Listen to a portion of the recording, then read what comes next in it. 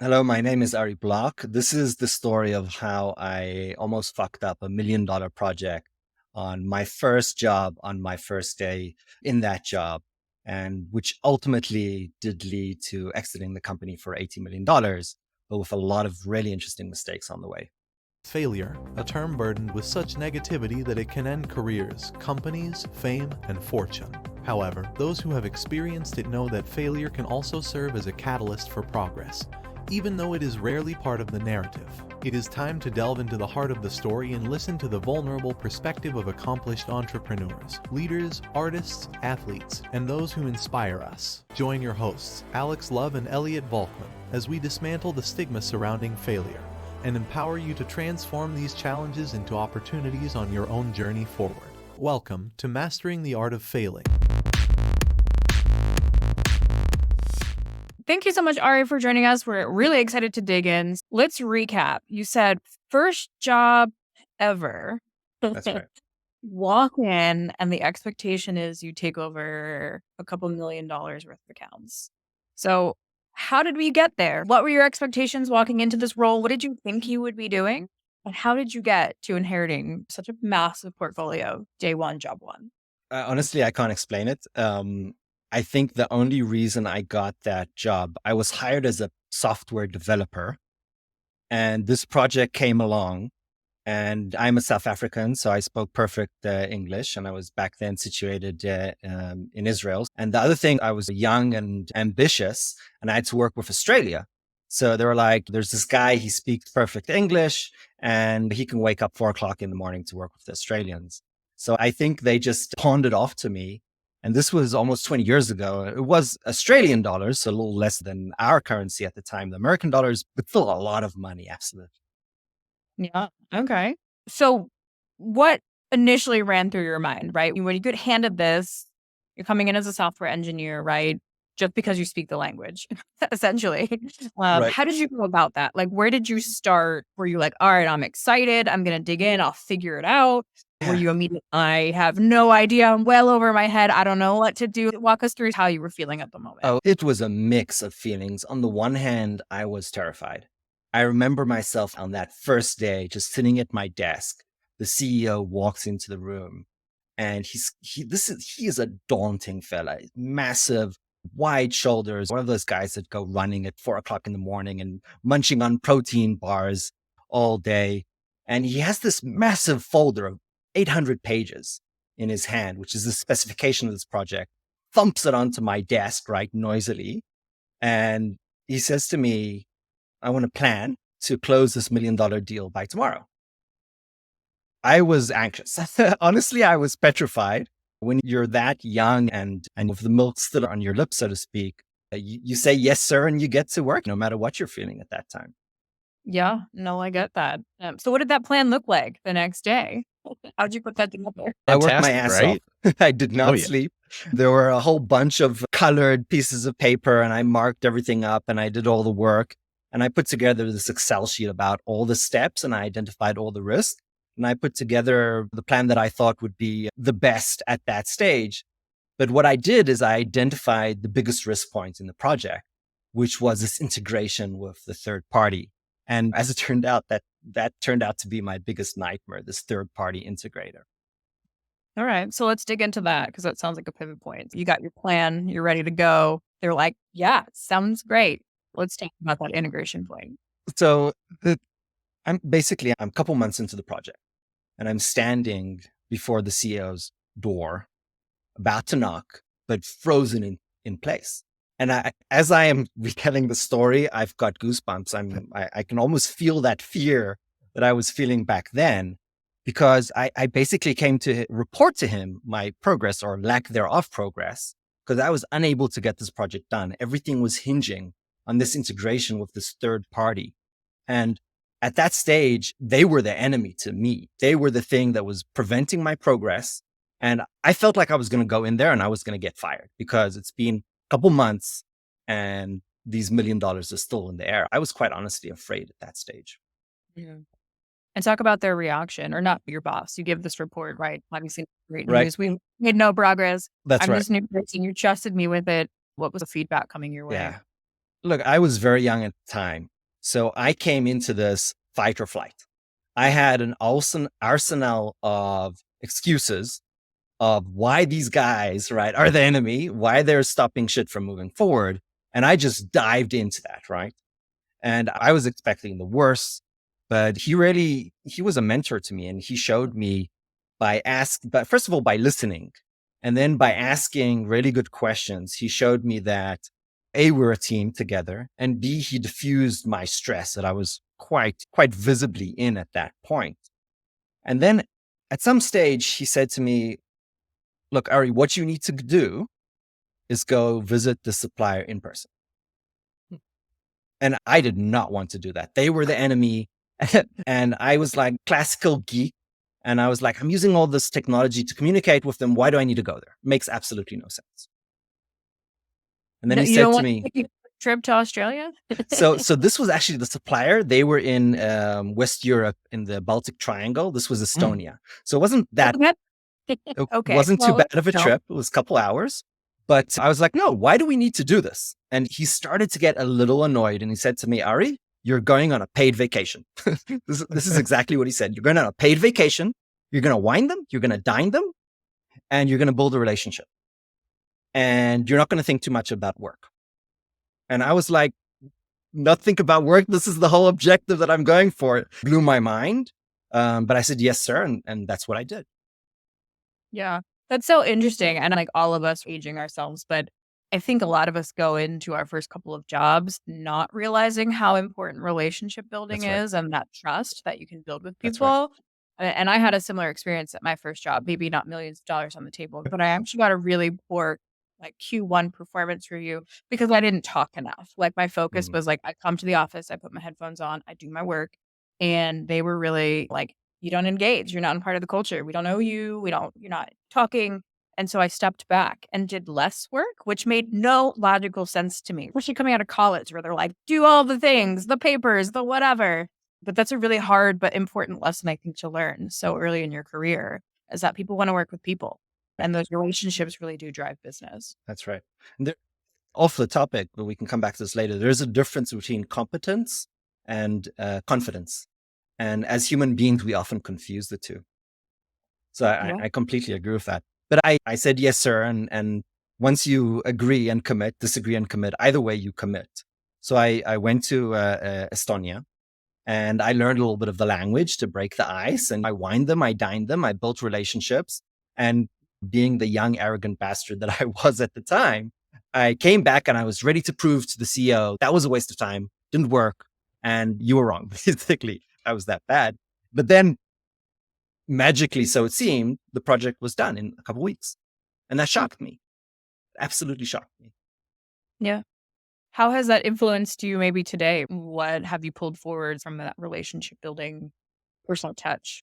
Yeah, that's a great question. It actually started a lifelong journey of learning and how to learn from mistakes and identifying the psychological biases or cognitive biases that learn to our mistakes in that process of both decision making and learning from our mistakes. So the kind of retrospective. And the CEO was the first person to put me on that track because I found myself standing again in front of his door, paralyzed with this time not fear, but confusion. And I'm about to knock and I'm asking myself, how did I get this so wrong? How did I miss it? And what were the mistakes that led to, why didn't I figure this out on my own? And I knocked on the door, heard the come in, and he pointed out to me that basically I suffered from what is called in the industry or in the psychology, egocentric bias. And what I see, Elliot, you're very familiar. Egocentric bias is basically the inability to see beyond your own nose, right? And the way he explained it to me is we're all playing a game. And this game sometimes has the same outcome or same goals. In our case, we both had to deliver this project in order to get paid by the customer. But the rules might be different for each player. Now, that shocked me. And in this case, the rules of the game were culture. And I failed to basically break bread. I failed to establish a relationship to provide homage. And by flying over there, spending that money, being away from my family, buying dinner, all those things, they created a relationship, then allowed us to move forward. And the way they saw me before is, who is this asshole who's coming and making these demands of us? What is this? And came across as incredibly arrogant. And I was incredibly arrogant at the time. And that's what came across, and it completely destroyed the project. But as I said before, that was just the first step of understanding that there's all these barriers that in essence prevent us from doing well in our professional environment. Yeah, that's so important too today, right? Because it's so easy to ignore the person who's emailing you or slacking you or texting you or what have you, especially when you haven't connected with them, right? Like That's right. you haven't put That's the right. name of the face and you don't know them or ask about their kids or what have That's you, right. right? Just looking at business versus people. That's right. And maybe So don't answer the email, pick up the phone and talk to the person, make a personal connection. an introvert's worst nightmare. I hate that. I know. Especially in a me. remote That was world me. now. Right. Absolutely. Cool. Yeah. And unfortunately, back then, we have offices with pop-in visits and all that. But just jumping ahead, obviously, we'll keep going on that journey. For those younger folks who are maybe working remote, who don't necessarily work in an office, how would you explain to them the value of building those relationships? Obviously, egocentricity does apply to anyone just entering the workforce, just like as you were. But yeah, how do you break through that, especially maybe if you are an introvert and prefer to be a hermit like myself? Yeah, that's a great question. Working remotely has made it more difficult. Mm. And there are no more pop-ins. And in fact, in this remote environment, a pop-in feels rude, right? And we also try to keep these meetings that we do have as short as possible. There's less of the small talk, right?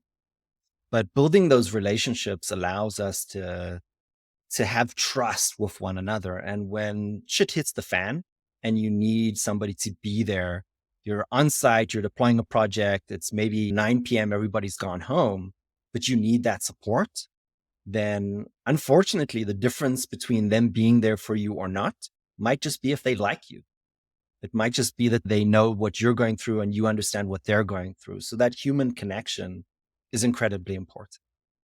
Yeah. And honestly, this is something that Alex and I have discussed in a couple of past episodes where that branding experience, it's human connection. If you're trying to create a transactional relationship, it is going to die as soon as you sign the contract, the agreement. But if you want something to continue on, there is absolutely always going to be a human element, especially if we're getting into this space where there's now AI supposedly taking jobs, even though it's not doing that quite yet, automation, all those other factors. There still absolutely has to be human components. And you, more than anyone, you have a very product driven vision brain in your head. We don't go back so far, but I've seen the stuff that you work on. And we work in this world where there's now like these product led systems where they just expect people to give them a bunch of money and hope they stick around for years to come. So I'd love a little bit of insight into your perspective. How do you navigate around a world that is so transactional now and so productized where they're neglecting the human element, which is absolutely critical to everything that we do? Yeah. It's a difficult question. I think the most important way to look at it is to understand that there is a certain process, right? In everything that we do every day. And we basically collect information in order to make a decision. Then we form a plan. After we form that plan, we execute it. And hopefully many of us will try to learn from what happened. In that process, those psychological barriers or biases are affecting us in every single step of the way. For example, we will make decisions based on who are the players. If we like them, if they like us, we might try to avoid people we don't like. For example, if we're collecting information, then we might collect information or ignore information that doesn't support what we already believe. That's called confirmation bias. And what about collecting information from people we don't like, or maybe ignoring information we don't know that even exists, right? That's called availability bias. So every step of the way, there are these social and psychological barriers that are preventing us from being successful in essence. And that happens also in the other stages that I mentioned downstream, also learning from your mistakes. And then the question is, in my opinion, how do you overcome those biases? And simply be aware of them, understand them, and then have tools to address them. the first step is just understand the addiction example, right? Just understand and admit that you have a problem, right? On your journey to self-awareness. That's my biggest recommendation, right? Learn how to be more self-aware in what you're doing and how you're doing it, build a process around it and improve your process. Because I think those processes are incredibly efficient in creating improvement over time. So let's go back to your failure point. So we completed the project. It got Right. done, right? Where did it end? What's your exit strategy? What else happened there? Yeah. So unfortunately, this first mess up was only the first of many. We actually ended up fully deploying the project.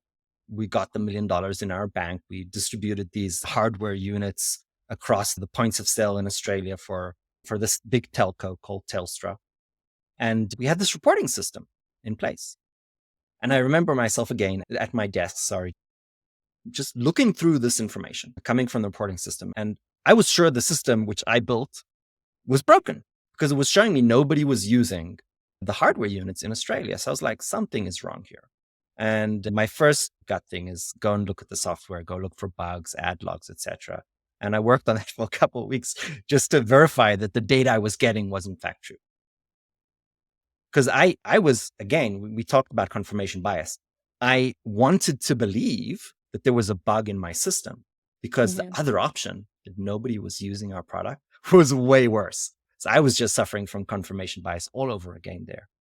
Right. We want to think that our products are the best products. And we had that conversation on another podcast. You don't do your customer discovery. You could have the idea in the world to you, but if no one ends up using it, maybe it's not the best idea. So dig into that point, right? You've got the data. There are no bugs. What happens next? Right. You convince your... Back to getting on a plane this time to Australia. Okay. Of course, what you do as a product manager is discovery. So I went and I talked to about a dozen of these stores. I went into the stores, I talked to the people, and I identified that there was no incentive for them to actually use the system. They were so focused on selling new phones. They didn't want to help the customer copy their contacts and content from one phone to their new phone unless they actually asked for it, because it slowed down them in sales, which was they're basically commission based. So of course, I took this back to the internal team, to the customer team. We worked around it and came up with a bunch of suggestions. None of them worked. So again, we identified the problem. We tried to solve it. We didn't. What made it worse is that they wanted to renew and buy more units. So they knew it. So this is crazy. They knew it's not working. They knew it's not used, but it had this great marketing effect. So in fact, we were successfully selling something that was to a certain degree practically not used. Wait, there's more. I was always a geek, so I was very in tune with this thing called Android, which back in the day was a thing that only geeks that dabbled in Linux knew what it was. And my comment to the CEOs was, there's something coming, Android and Apple Cloud. These things are going to completely obsolete our product. So not only are our customers not using our stuff, we are going to be completely obsoleted within 2 years. So I was bringing to the team this gloom and doom of everything's going to fall apart, which now we know in retrospect is true, but back in the day, it was outrageous. And I had to present that information to the team. How was that received? Much like before, I was much more afraid and anxious than it was much more difficult in my mind than it was in reality. And once more, the executive team actually listened and did their research. It was a hard pill to swallow. The solution actually came from the lead salesperson in the United States. His name was Ari, and he had this idea of basically pivoting the company from focusing on this idea of we're helping people manage their content on their phones to actually extracting information from phones for the purpose of police and federal agencies. And the whole concept there was that if you extract information at the point of arrest, there's no chain of custody. So it makes the whole process much more easier. And in fact, we pivoted our devices to create legal evidence. One of the famous stories that I told everybody I was hiring, because I thought the company was inspirational at that point, is that we were able to collect a video of 13 seconds where this felon criminal molested a 6-year-old girl and took a video of himself but deleted that video.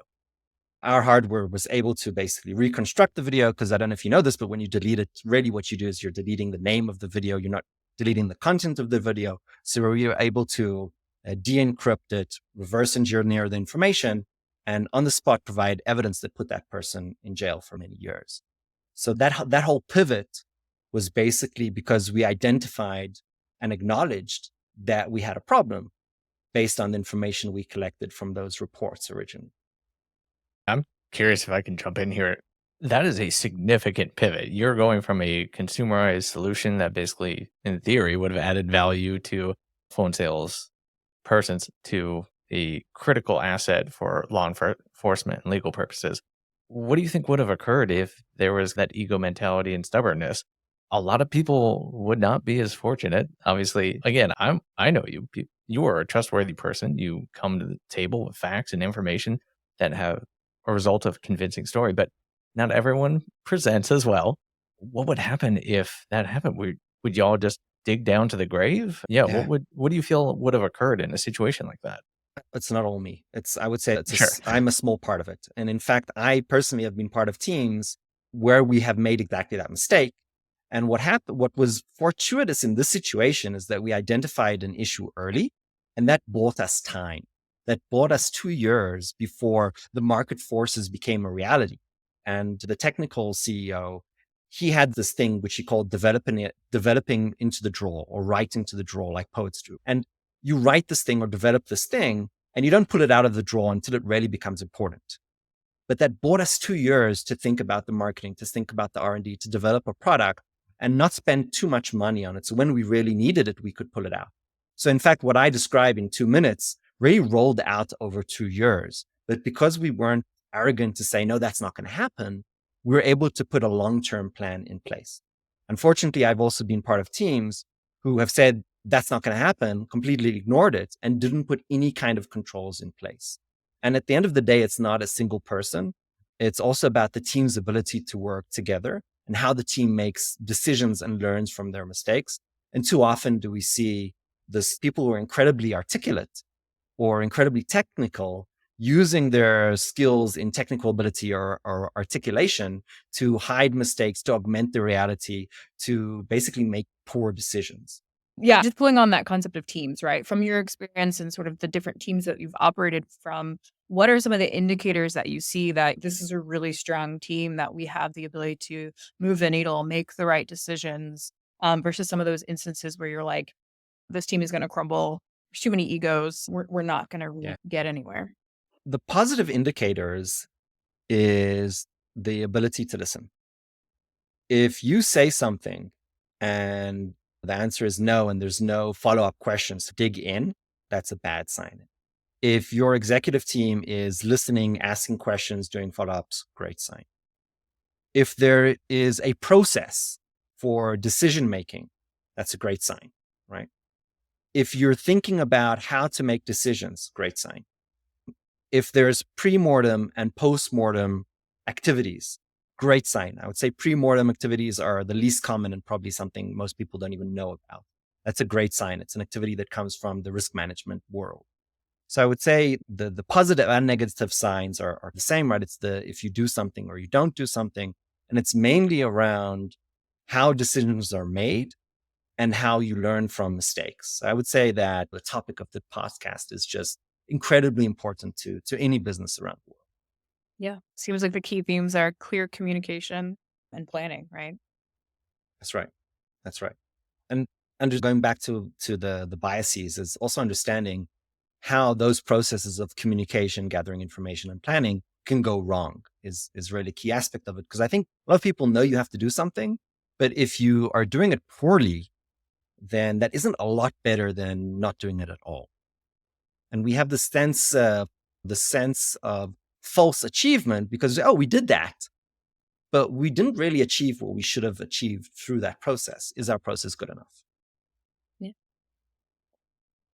Yeah. Plus, there's the peer factor. Sometimes you're not communicating effectively to the point. You might be grinding all day, but if no one knows what you're doing because you're just so busy getting things done, you're not moving anywhere. It relates back to what Alex was talking about. She is just busting her ass, keeping her head down. You spend more time chatting with people, and all of a sudden you're running up the chain because people are aware that you exist. That's right. I attended I had 12 meetings. I checked everything off my list, right? I must have done a good day's work, but it doesn't. That's right. Right. I had one of my employees' name was David, and he never talked at meetings. And in fact, we had 4 or 5 people on the call, and only consistently 3 of them were talking. And this was pointed to somebody else pointed this out to me, and I was like, okay, what can I do?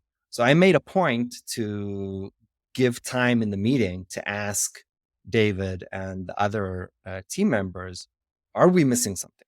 Is there information? I may have mentioned availability bias or attentional bias, right? These are the things that we're not even thinking about. It's information that we don't know that exists. And I asked him this question, and consistently, every time I asked the question, he gave this incredible insight that was incredibly valuable. And all I had to do is just give him that space to communicate. And then, of course, when you make a mistake once, then you're asking yourself, what other mistakes are you making? And that starts you on a path to additional growth. Yeah, that's such a typical facilitator trick as a former consultant, right? Especially in the virtual space, where it's so easy That's to right. turn your camera off and hide, right? We have a lot of That's people right. who, if you're really not truly going to contribute to the conversation, why are you on the meeting? I'm sure Right. you have other things that you could be doing. But yeah, people don't always consider that every form of communication or meeting doesn't work for every personality type, right? There are plenty of very quiet people who have great ideas, but don't have the personality to stand up and say, here's what I think, right? Not all of us are type A. So that's great. That's right. You make that time or acknowledge good That's ideas right. come from anywhere in the company. And just Yeah. because you didn't push it doesn't mean that you don't have something to say. Yeah. Elliot had a great point before about communicating well. The problem is that if you're a great communicator, you can win a negotiation or an argument, or in essence, quiet somebody who may have a really important point. So the other point is not to abuse your negotiation skills in an environment where really you should be listening and trying to understand somebody's point of view, because even though you don't understand it, you could be missing something incredibly important that will help you succeed. And that's the flip side of being a great communicator. It can also harm you. Mm. Yeah, good point. And leader too, right? Titles. Sometimes titles get in the way, right? I just spoke on a That's panel right. about cultures of experimentation, and I would be failing as a leader of my team if people thought just because I said something, it was a good idea. And so I Right. go out of my way to say, this is probably bonkers. What do you guys think, right? Putting yourself out there that just because I have XYZ title or I sit somewhere on the org chart doesn't mean I have my shit together. And it doesn't mean it's a good idea. So Right. please contribute to the It's conversation. That's true. It's tricky because on the one hand, we want to be confident, because if we're not confident, then people think we're not competent. But on the other hand, we want people to feel comfortable to speak up to power, right? So if you have that VP title, people may assume that you're right, but what that does, it quiets voices, right? And that's not a good thing. What I've found is being humble, human, and is specifically admitting to mistakes in a structured manner. One thing that I do, which I think is an incredibly important tool, is decision journaling. And we talk more about this, but basically it means that you journal what your decision was, what were the assumptions that you had, the data that you had, pros and cons, and the decision that you actually made. If you take that into a team activity and basically say, this is the decision I need to make, these are the pros and cons, then you become more human. And if you make a mistake, now you're using your journal to come and say, here, this is why we made this decision. This is the piece of information that we had or did not have, and this is why we made the decision. Now you're not talking about blaming a certain person, but you're talking about how do we have a better process moving forward in order to improve on our decision-making capabilities. And that kind of moves it away, because every time you come into a postmortem as opposed to a premortem, everybody's afraid of blame. And moving away from blame, that really enables a more healthy culture that enables people to speak up, because they're not afraid that they're going to be shooting themselves in the leg or whatnot. I love absolutely every bit of that. What you're talking about is really the split difference between a leader mindset and a manager or authoritative mindset. It's being able to be in a position where you're creating transparency and trust, having vulnerable conversations in theory, just like the series is designed to do, and showing that you're a human behind your confidence. But too much confidence leads to that ego mentality. You shut people out, you shut people down. People will show up to meetings, they will remain quiet, they will take that baggage and it will carry on to other careers and other positions. And it just does a disservice to you and everyone else. At the end of the day, you need to embrace a culture of diverse opinions. And I think that's like the middle ground of everything that I'm hearing here. Yeah, that's absolutely true. I think everybody knows that, but executing and having the tools and techniques to do that is incredibly difficult. And that's why I like to talk about processes and break it down and recommend books explaining the psychological biases like Thinking Fast and Slow by Daniel Kahneman and Amos Tversky and Nudge by Richard Thaler. And if you really think about your process, then you can make a difference.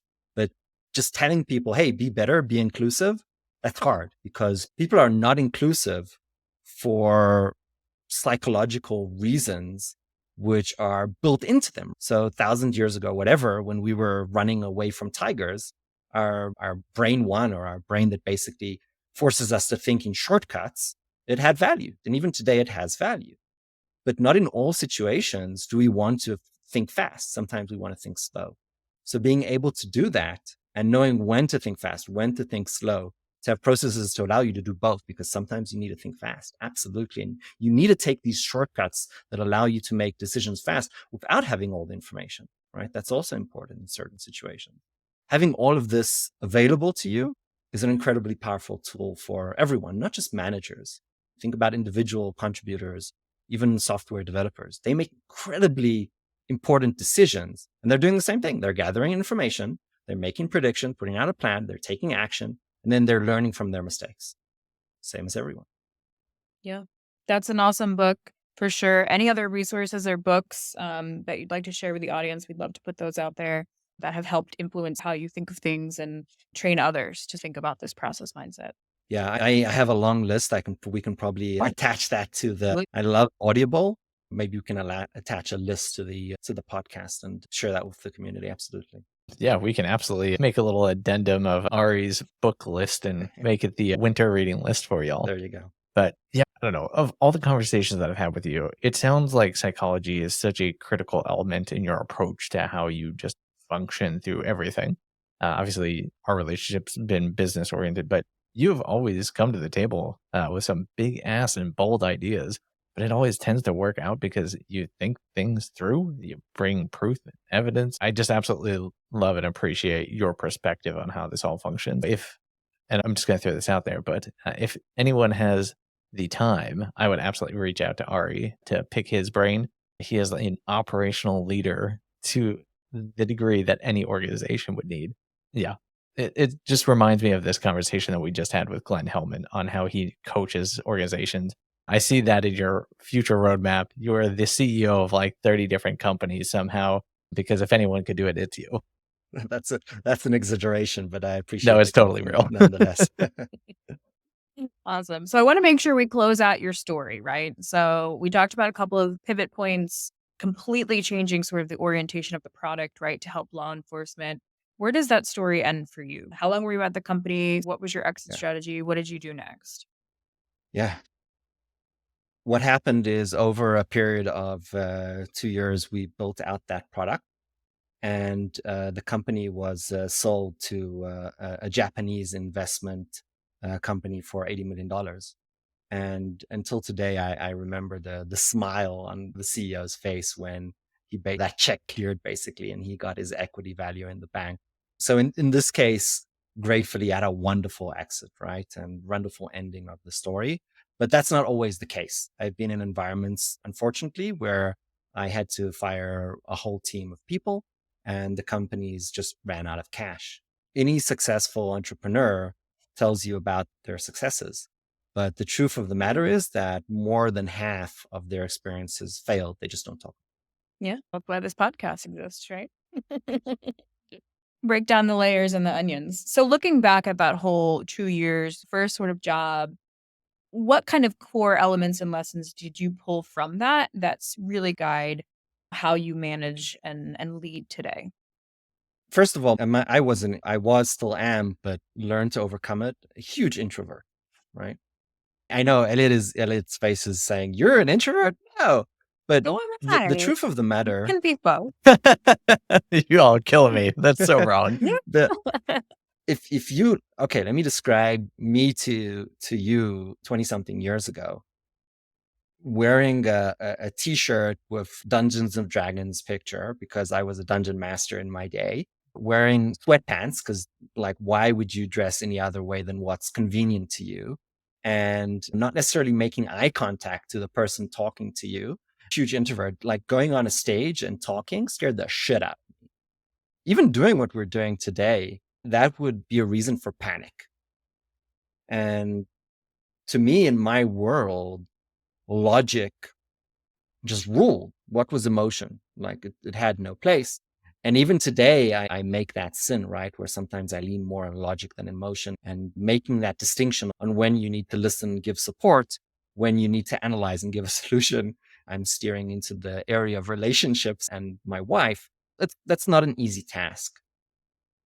And for me, having that feedback from others, and there was this one day I remember so clearly, I had the same feedback coming from 3 different people, which were not overlapping. These people did not know each other, but they were all telling me, "Ari, you're not listening enough," right?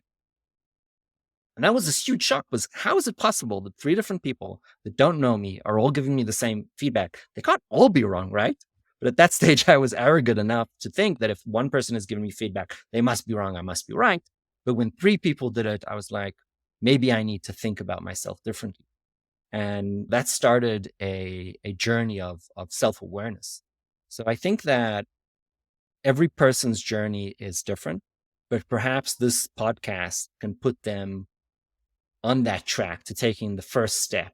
And we talked about tools like decision journaling and like a pre-mortem and just being aware of the cognitive biases. I think these are the kind of tools that at least help me take that journey an extra step. This is something that's been happening over 20 years. It's not a quick fix. Coordinate your expectations. Be kind to yourself. Yeah. Regardless of what people say, you're not always born a leader. Sometimes you That's just right. age into it.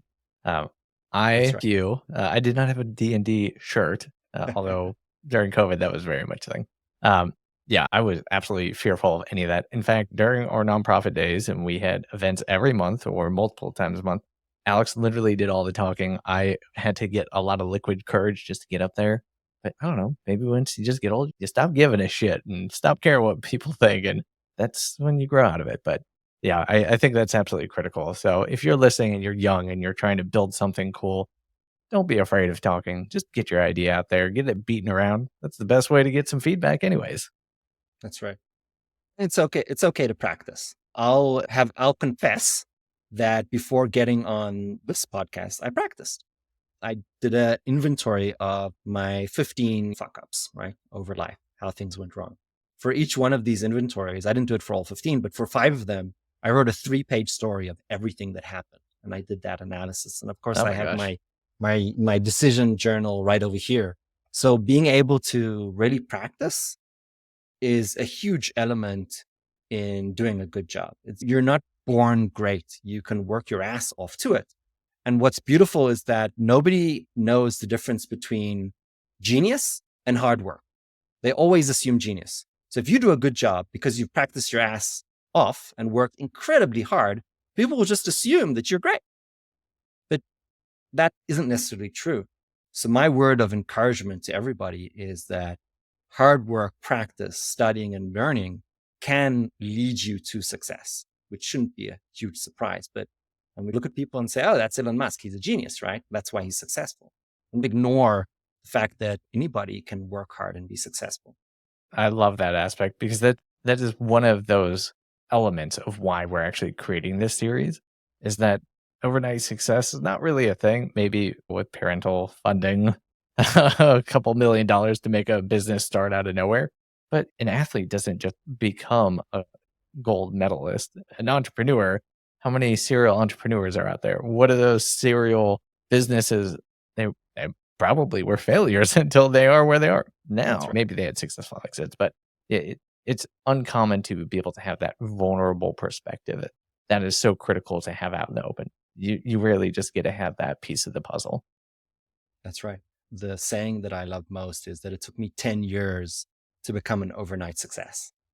I've really enjoyed this conversation. This is a lot of what my consulting career was built on, was all of these biases. So it's nice to have that nerdy conversation with someone else who can name it and understand it. But any final words of wisdom or nuggets that you'd like to throw out into the universe? I'll give you one. You can totally cut this in editing, but it's the inspiration that I share with my team. And it's a poem, actually.